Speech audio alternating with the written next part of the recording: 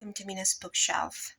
I'm doing a VR today, a video response to, and I honestly don't remember who started this hashtag about 10 mass market deck, only 10 mass market deck, the 10 mass market decks in our collection that we are more attached to, that we would never give up on, that we keep on our shelves, even if with all the new decks that keep coming in, they keep being pushed back to the bottom of our tarot bins or tarot shelves. So,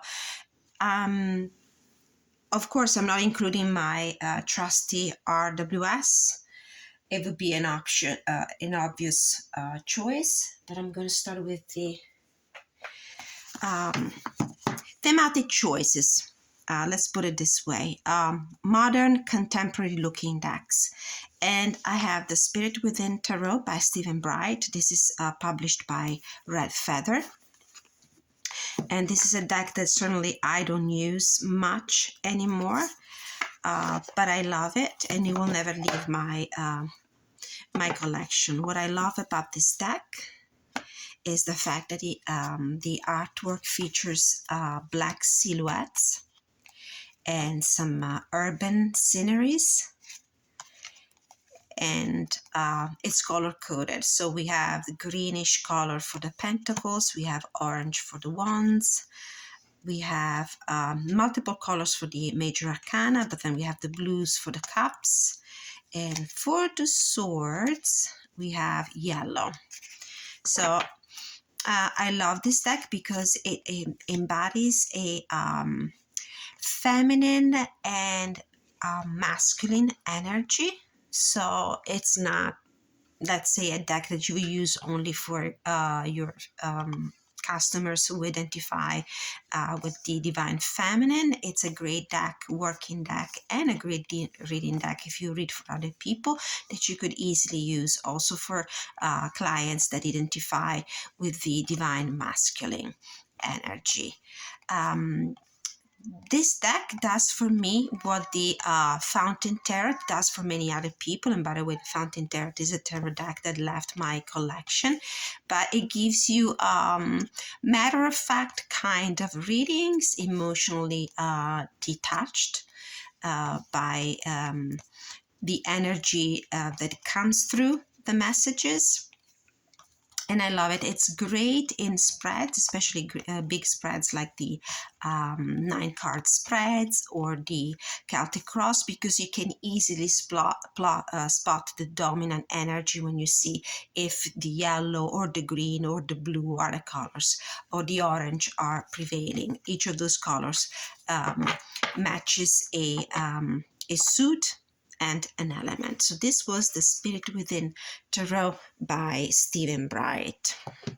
The other modern contemporary looking deck that I love and will never leave my collection, and it's a fundamental tool for me, is the Light Seers Tarot by Chris-Anne Donnelly. This is the mass market edition published by Hay House. Everybody and their aunts know this deck. So, and it doesn't come as a surprise. I'm sure this deck appears in many other VRs to this hashtag. I'm not sure if this is an hashtag that was created by all right, I'll just put a mention in the title of this video when I find out exactly who started this this hashtag. It comes in the new Hay House cardstock, which somebody likes, some other people cannot stand. I personally like it. I come to cope with it and actually love it. I love the artwork. Chris-Anne has a great sense of style and a great sense of color. Is this upside down? Yes.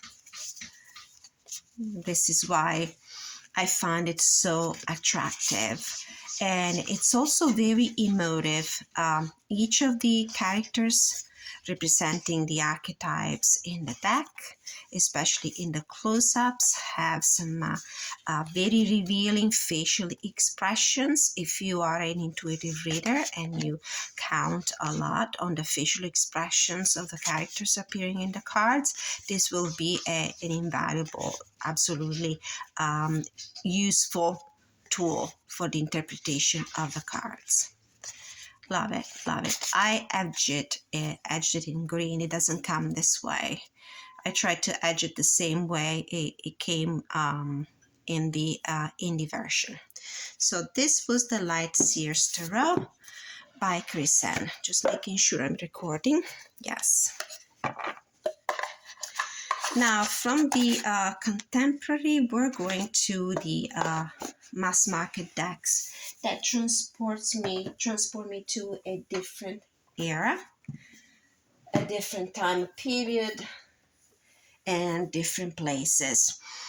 And this would be the Golden Tarot by Cat Black and the Druidcraft Tarot deck by Philip and Stephanie Carr-Gomm, illustrated by Will Worthington. So let's start with the Golden Tarot by Cat Black. It's a US Game Systems Incorporated release. I love this gold gilding. This is an art deck, and I think that the art style it is inspired to is late Middle Ages, beginning of the Renaissance, so that time period that goes from the late 14th century to the 15th century. It's digitally manipulated by the artist, and she did an egregious job.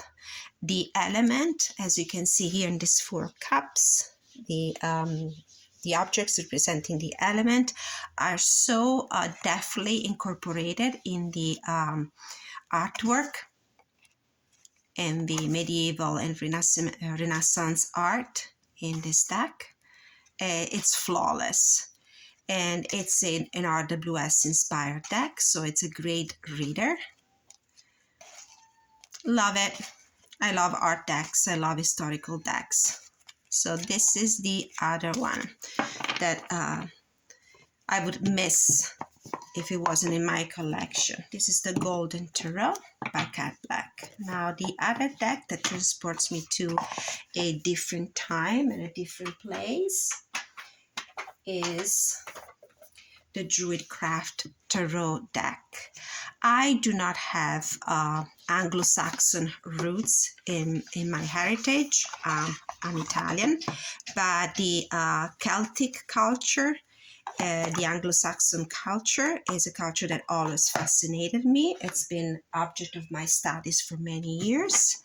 This is an old copy that I have trimmed and edged, and it's bowed, and you can tell how much I've loved it and used it. This is another great reader, great workhorse deck, and it's good for any level of expertise. This particular copy comes on a cardstock that shows the usage. There are kind of spots where the very light lamination that was there now is completely gone. Love the artwork, love the colors. This is a passepartout deck for me in the sense that it can be used for any kinds of readings, general energy check-ins, and I use it in my monthly readings that I post here on YouTube. Great for work, business, professional path readings as well. And I love the artwork. Love it.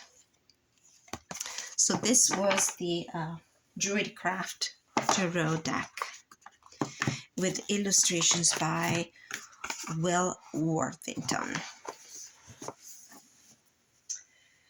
Now for decks that instead transports me to a more fantastical and whimsical kind of atmosphere, I have the Tarot Grand Looks by Ciro Marchetti and the Tarot Mystical Moments by Catherine Wellstein. We're going to start with the Tarot Grand Looks by Ciro Marchetti. Ciro is one of my favorite, all-time favorite creators. I have multiple decks. This edition is the mass market released by US Games. And it's probably among all the tarot decks Ciro has created, my favorite. His decks are jacks of all trades and masters of all, I would say, because they're fantastic. They're beautiful. I edged it in black. It doesn't come this way. These are the backs. This is the US Games cardstock. I love it. Very resilient and at the same time flexible. The cards are slightly oversized compared to a standard tarot deck. And there's not much to say about Ciro Marchetti's artwork. It's just beautiful. It's rich, it's flamboyant, it's colorful, but it's never excessive. There's always a great equilibrium in his artwork, great interpretation of the archetypes, beautiful images, and readings are always so clear with this deck. That's why it's in my favorite 10 most used 10 mass market decks. I tend to use this deck especially when I read for other people, when I want to be absolutely sure about the meanings and the messages that are coming through during my readings. You can read into the universe and the energy of the universe without any shadow of a doubt with this deck. Beautiful. And I love the fact that you can easily spot what is the, when you do big spreads, is what's the main energy, the main element predominating in the reading, because you can tell that Ciro tends to use color also as a language. So you will see the yellows and the greens prevailing in the suit of coins. You will see the blues in the suit of cups, and so forth and so on. Beautiful, beautiful, and so easy to read. The other deck that transports me to, let's say, a fantasy world, mystical and mythical, is Catherine Wellstein. I have been following Catherine Wellstein for art for many years through social media as well, before she fortunately decided to create a tarot deck. This is a US Game Systems publication. Nice nice guidebook as well. It comes in oversized glossy cardstock. These are the very understated elegant backs, and this beautiful silver chrome gilding. I love her artwork. It's digital art, and it's digital art done well, even more than that, super well. This is another tarot deck that is easy to read because it's based on the RWS system. The author injected in each of the cards, in each of the archetype, however, her own artistic interpretation, mystical interpretation of that energy. It remains a very easy deck to read. I would recommend it wholeheartedly to anybody who is approaching the tarot field for the first time. And what I get from this beautiful kind of art style is also incredibly nuanced messages. From one card, you can get a reading that will last for a good 20 minutes. You can keep talking and talking about everything you see in the cards and how those items in the cards resonate with your intuition. Look, for example, this Page of Swords is standing on a stack of books and holding the symbol of wish making, which is the dandelion. I mean, beautiful. Or the Six of Cups with the oversized human being and the little people here holding balloons, which are a symbol of playfulness and childlike wonder. Great reading, beautiful colors, and I love the fact that it comes in a glossy cardstock, because that enhances the the beauty, the brightness, the boldness of the colors. Beautiful. So this was the Tarot of Mystical Moments by Kathleen Waldstein, published by US Games.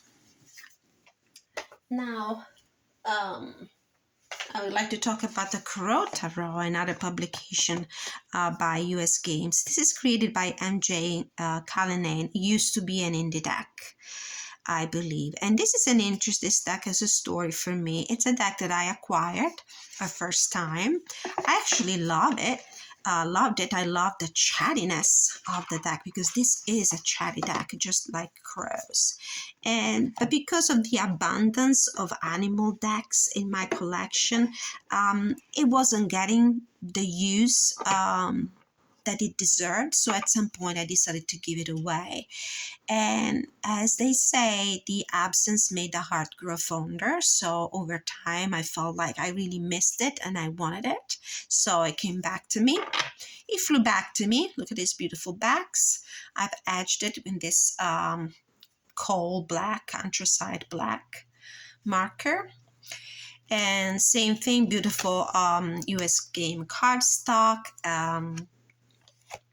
Flexible and slightly oversized, and very easy to read because this artwork follows religiously and very faithfully the RWS symbology and iconography, and the only difference is that the human figures is replaced by the crow. And I find this deck to be absolutely chatty. I mean, I shuffle it and I feel the sound that the cards make as they fall. Reminds me of the sound that the crow's wings make when they flap. And this tarot deck is always willing to talk. I shuffle and cards keep coming out and coming out and coming out, and it's a pleasure. It's a pleasure to work with. And even if I do not get to use this frequently as I wish, because the competition with the mini decks I have is big, but still, I love the idea that it's in my collection, and I'll treasure it forever, and it will never leave again. So this was the Crow Tarot by MJ Cullinane, published by US Games. So if you're interested in any of these decks, I'm mentioning the publisher so you know where to go and look for them. And next, I have 2 witchy decks. So how many have I featured so far? 1, 2, 3, 4, 5, 6, 7, 8, and 9. These are the Everyday Witch Tarot by Deborah Blake with the art by Elizabeth Alba. This is, I think, is my first non-Rider-Waite-Smith deck, in the sense that it is a Rider-Waite-Smith based deck, but the artwork is not the traditional Pamela Coleman Smith artwork. Absolutely beautiful. These are the backs. This is a Llewellyn deck. It comes in one of those big boxes with the beautiful illustrated books with colored pictures. I'll show you the book.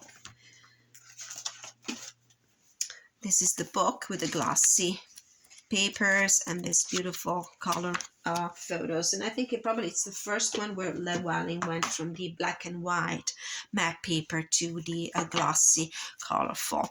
These are the cute backs. It's obviously a seasonal deck. The artwork on the back of the cards immediately makes you think about the Halloween season. I edged it in blue, but it's a deck that is great all year long. I love the artwork. I love because the artist chose to follow the RWS tradition, and it added this beautiful depiction of characters using facial expression also as a way to transmit an emotion and help you with your readings, with your intuitive readings. But I do appreciate in particular this deck because I do count a lot on the facial expression of the people in the cards to find my way through the reading, because I like to base my readings on my book knowledge, but a lot also on the artwork. So the facial expressions help me deepen the messages, go a little further, add some nuances that I wouldn't probably get at first sight from a yellow box or art glass. Beautiful. I find it refreshing, different, although many other decks of this kind after this one came into being, but this was the first one for me in my collection of this kind, and I really like it. I don't find it youthful at all, even if the humans represented in these cards are all pretty young. I vibe really well with that energy, even if I'm not young at all.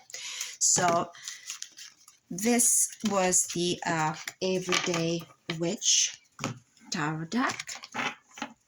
And the other witch deck that I mentioned is the Green Witch Tarot.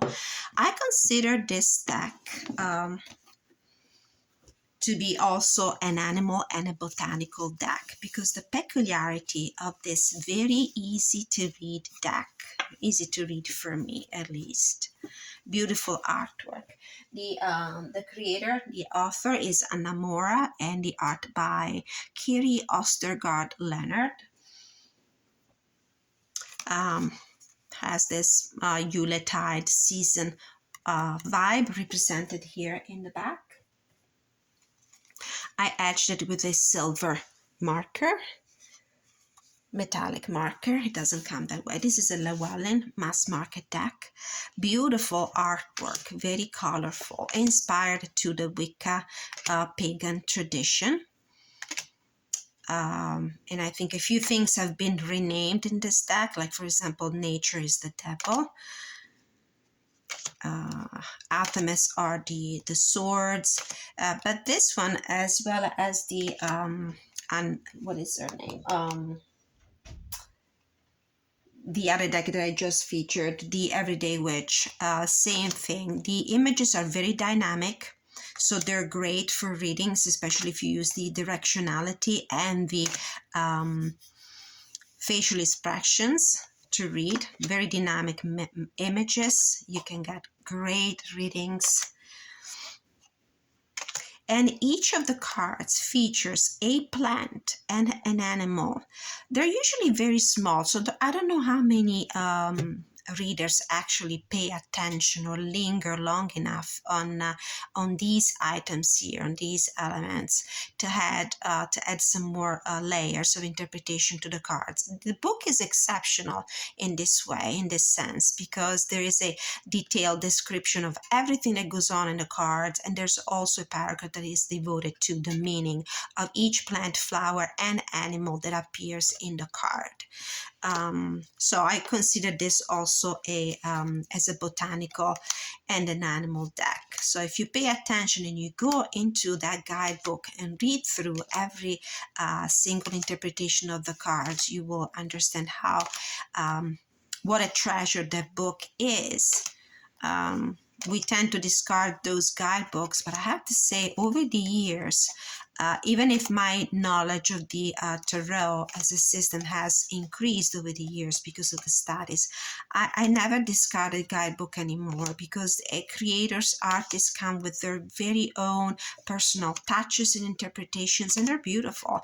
And it's worth the time that you take to read also in the description of the books what all these little things mean. So this was the Green Witch Tarot. This is a tarot deck that I found very helpful when I do business, career, and financial status readings. I found it particularly good for that kind of reading. Now, going down, that's another very old but good deck that you don't see that much anymore on the YouTube. And I don't use it. I admit it. I don't use this deck anymore. But I love it. This is the Anna K. I don't have the box, but I have the book, Anna K. Tarot by Anna K. That's the name of the author. I think she hails from Europe. She might be German or Austrian. And this is a beautiful deck. You know, now that I took it out of my my tarot bins and I'm taking a look at it, I feel like I want to use it again. Let's see if the artwork is in shot. It's a Llewellyn publication. The cardstock is pretty flimsy. Very flexible though, for those who love a good shuffle. These are the pretty backs. I've edged it in black. And I would say there is a certain medieval flair to it. And the artwork, love it, very colorful, very bold in the choices of the creator. The images as well are very emotive and very dynamic. There's a lot of people, a lot of stuff going on in these cards, a lot of, you know, very clear facial expressions that can be very helpful when it comes to the interpretation of the cards and intuitive hits. This deck is usually criticized for the for some of the facial expression themselves. Somebody finds the way Anna Kay portrayed the human figure a little off. But I don't see that, honestly. I actually love it even more because of that. It's like the function of the caricature. Why is the caricature even in art or in literature so important? Because it emphasizes certain aspects of the human experience. So I love it for this reason, but because the expressions are emphasized. Beautiful, very easy reader. I love this Four of Pentacle cards. You see this, the clever way the author has of representing the archetypes. So this was the Anna Kay tarot deck, mass market edition by Llewellyn. There's also, I think it's still available today if you order directly from the creator. There's an indie version of this one. And then I have an honorable mention. There are so many decks that I would have loved to feature. I'm thinking that maybe I will probably do a second version of this video where I will give you another 10 beautiful mass market decks that will never leave my collection, that really mean a lot to me. And this is the Beautiful Creatures by J.R. Rivera, I think. Yes, with artwork by Jasmine Beckett Griffith. Jasmine Beckett Griffith is one of my favorite artists beyond the tarot and oracle decks making, of course. I own all the decks that have been illustrated by her artistic genius, and this one in particular I love. I think this is a Schiffer publication. Love these decks. So beautiful, so goth, so dark and sweet at the same time. Beautiful purple gilding that now clearly shows its age, and I love the artwork, which in some cases it's an easy artwork to connect to the archetype and the meaning of the card. Some other times you have to rely on your knowledge of the system, but the use of keywords in addition to the name of the card on each of the cards here, it grants you the ability to go into the interpretation of the cards, even if you cannot at first sight recognize the archetype. And I love the artwork, and maybe that's it for me. I love also the fact that there's a lot of connections with the astrological correspondence between the tarot archetype and astrological signs and planets. For example, the Knight of Swords, idealism, is connected to Gemini card, and you see the symbol here. Beautiful, beautiful deck. So I had to mention this. I would have so many other honorable mention that at this point the hashtag this video response would become ridiculous. So thank you so much for watching. Don't forget that I offer personal readings, so you can contact me anytime at the email address I have in the description of this video. I'm also available to review publications of all kinds. Mina's Bookshelf is primarily a book review blog. I review also mystical tools like oracle decks, fortune telling cards, and tarot decks. So thank you so much for watching again. Have a blessed weekend.